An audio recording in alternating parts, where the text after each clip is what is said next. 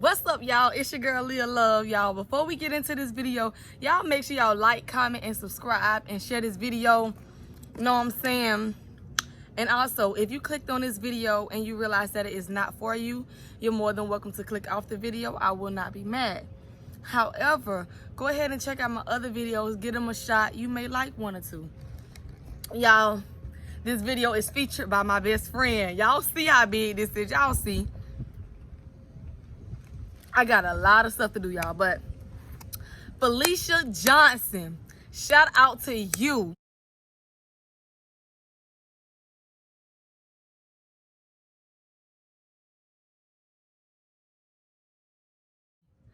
You wanted me to do a piece on revolution of a black woman. So I'm like, your girl got you. Y'all ready for this? We're going to get straight into it, and y'all already know we're going to talk about it, of course. Your girl got to run her choppers. But let's go ahead and get into it, y'all. The revolution of a black woman. Hey, you. Yeah, you. I got a question. Hold on, wait. Because just listening to me speak this knowledge is a blessing. The revolution of a black woman fighting the oppression. Yeah, you say that you know the power that a black woman carries, but do you really know? Because it can take you back and allow your mind to explore. I want to talk about Rosa Parks. That's something everyone should know, right? So concentrate on the next few words that I say. The Montgomery bus boycott was planned by a group of women, but if you heard, Dr. Martin Luther King was led in it all. But listen, just wait. A group of women invited Dr. King, but since he was considered the dominant figure and much more, I would say the light was shed more so on him. But guess what? You remember the part when I mentioned Rosa Parks? Yeah, that part. She was put in the placement to get arrested, to give rise through it all. See, I say all this to shed light on the revolution of a black woman and the power that was put within and pushed out way before all time. Did you know 22 women saw the importance of the right to vote at such a young and early age? And you know, when you're young, your mind tends to be on other things that you've got planned in your life. Ida B. Wells formed the National Association for Colored Women. The list goes on. See, you see how beautiful the revolution of a black woman is? And the power that she holds inside. Some say they know, but I say, do you really know? Can you say and stand with me to just acknowledge and give acceptance to the beautiful black queens that is held within? So can you? Do you know? The revolution of a black woman. Ooh. So, Felicia, shout out to you. You came through with the revolution of a black woman. I mean, you gave it to me about 2 weeks ago, but your girl had took a break, but now your girl is back and refreshed and ready and better than ever. Y'all feel me? Okay, y'all, so I wrote this and I also want to talk about it. I felt like when I heard the revolution of a black woman, I thought more so back into history, back into, you know, things that we should know and things that we lack of. So I had tried to use people that we were more familiar with, but the list goes on. There are also people that was an advocate for women's right. It wasn't just, you know, black women, but she said the revolution of a black woman, so I had to come through. You know what I'm saying? Y'all see what I'm saying? But I say all that just to say that a lot of people know about Dr. Martin Luther King. Everybody know about the I Had a Dream speech. Everybody know that he stood up. He did things that he didn't have to do. He had a whole family to tend to, you know? And it's just, he stood up for what was right, y'all. I be getting tongue-tied, y'all. I don't know why. But he stood up for what was right. And a lot of people know about him, but a lot of people don't know that, like, back then, women didn't have really much so of a voice. You know, people tried to belittle women, and we really didn't have a voice. And there were young women out there. There were people who were fighting for women to have a voice. Y'all know what I'm saying? These women started this Montgomery bus boycott.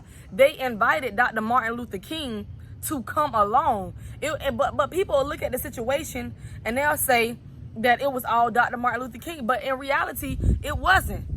Rosa Parks sat on that bus for a purpose. You know, people wanted to treat blacks as if they were not you know, equal. Like we weren't equal to them. You know what I'm saying? And that's just what it is. You know, some people will say that this subject is very sensitive, but it's clear as day. It's like it is what's happening in like the world today. You know, it's not the same. Some things have changed. We're thankful for that and grateful, but it's a lot of things that still happen, and black people are still getting treated unfairly. And I'm gonna go back on that topic, but I would like to say that in my heart and what I feel as though white people were, and they didn't come out and just say that they were racist. They didn't come out and say, oh, I don't like you because of the color of your skin. Like, oh my gosh, you just so dark. I don't like the skin that you're in. It's like, y'all see them bars right now? But I'm just saying, like, it didn't come about, because when I'm in a store and I see, I'm gonna just say a white baby, y'all. You know, but I'm just saying I seen a white baby in the grocery store, and every time I would see a white baby, or I would see someone who's not my color, they would smile at me. They would smile at me, and to me, I don't believe that they were born saying that they don't like black people. They were taught that. Each and every individual is taught that. You were taught to not like black people. Like, how you doing? All right. But I believe that you were taught that. It's like, you don't just come out and just be like, oh my gosh, I don't like them, or whatever the case may be. You were taught that. And when you're being taught that at such a young and early age, you teach your children to not like black people, and then the generation goes on and on. We can't break the cycle because somebody have taught their child not to like a person because of the color of their skin. Despite the relationship, despite how good a black person may be, or whatever the case may be, you're taught that. And I'm gonna go back to the revolution of a black woman. I said I was gonna move on to back to the revolution of a black woman. So that is what I shall do. That is what I shall do. Y'all know that in 1965, the rights of a black woman was now beginning to, you know, things was coming along that way, and that is simply because there were women out there that was fighting for the right to vote. Women voices needed to be heard. You know, a lot of people didn't think that women voices need to be heard.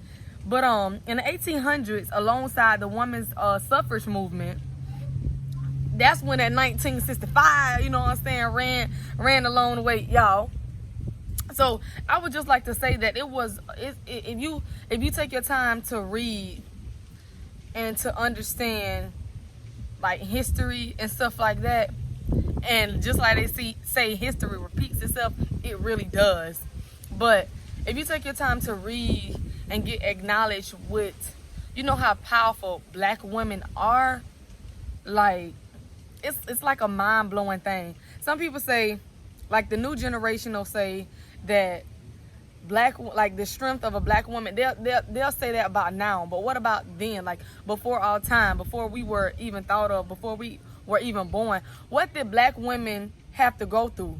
Like the struggles of having to go to, you know, the separation of the schools between blacks and whites, you know, like how blacks were being treated poorly. Like the white people, I'm gonna be honest, y'all, the white people got the good school, the books, the good things, you know what I'm saying? And they wanted to treat black people like as if we were nothing. Like I really didn't understand, as if black, like the color black was like dirt, like the dirt, like the soil in the dirt, you know what I'm saying?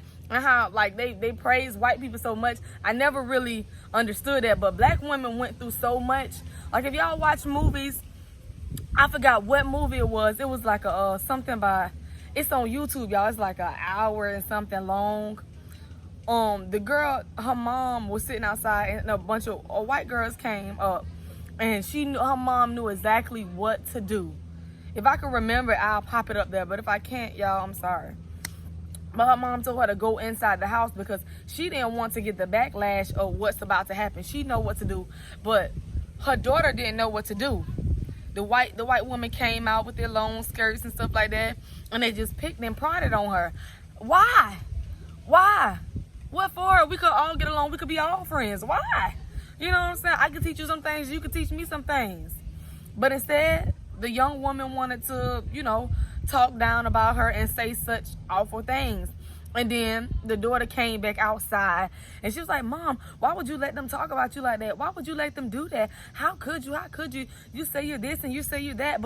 And then her mama told her, you don't understand. Like this, you need, you know, so she tried to acknowledge her a little bit.